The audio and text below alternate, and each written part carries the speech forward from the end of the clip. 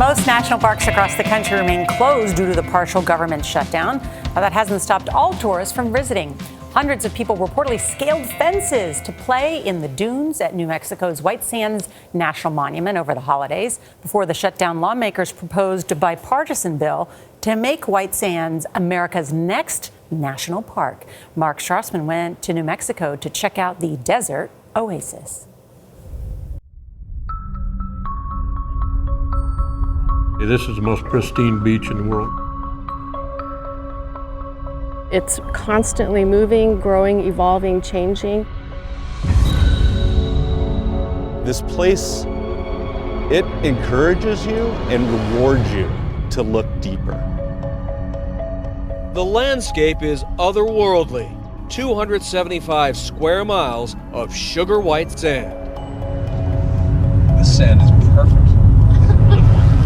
I mean, it's perfect. The park rangers we rode with into New Mexico's White Sands National Monument assured us this is no mirage, but a geological wonder, the largest gypsum sand field in the world. Sunglasses are a must on this beach without an ocean, although there's plenty of surfing here too. The environment is ever-changing in the backdrop of these white dunes. Ranger Kelly Carroll says, don't be fooled. White Sands is more than a giant sandbox. This is a thriving ecosystem. There's over 50 endemic species that live in the dunes that have rapidly adapted themselves to live in the dune. This is an island. This is an island of life. That's because beneath the gypsum basin lies a high water table, a giant underground lake. We found water about a foot below the surface. This is old water. This is from 6,000 years old. 6,000. So in the heart of the desert, there's an amazing oasis. Herbert Hoover proclaimed White Sands a national monument in 1933. But there's an ongoing drive here to upgrade its status and make White Sands America's next national park. We're at about mile 4. White Sands Superintendent Marie Sauter describes the difference. A national monument usually is recognized for a singular resource or a singular event. A national park will frequently have multiple layers, a little more complexity. The national park designation also carries more prestige, which would bring more tourists, jobs, and revenue. In nearby Alamogordo, population 31,000, We're excited about it. we met G.B. Oliver, the president of the local Chamber of Commerce.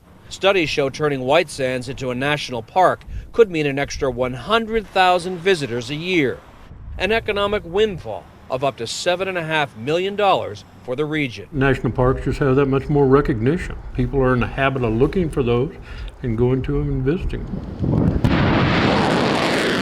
One potential issue. The monument lies within the White Sands Missile Range, America's biggest military installation, where the first atomic bomb was detonated some 60 miles north of the monument.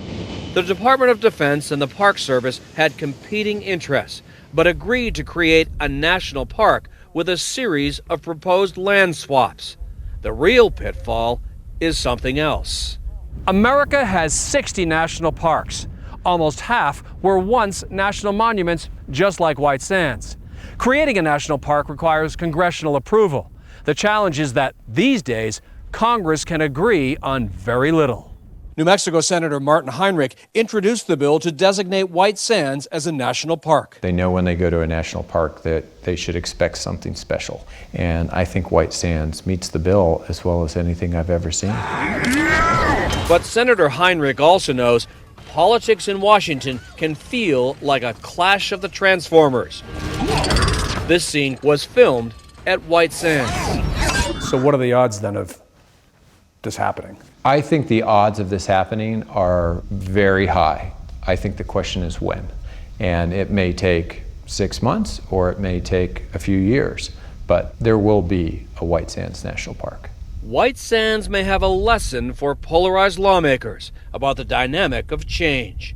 One windstorm, one rainstorm, and every track here is erased for another day. For CBS This Morning, Mark Strassmann at the White Sands National Monument in New Mexico. I hope it becomes a national park. I've never been there. Neither have I, and it's just stunning. You're reminded of the beautiful landscape in America, right? Yeah, a just little bit of everything. Incredible places, and if that's not worthy, I don't know what is. All right, today on the CBS This Morning podcast,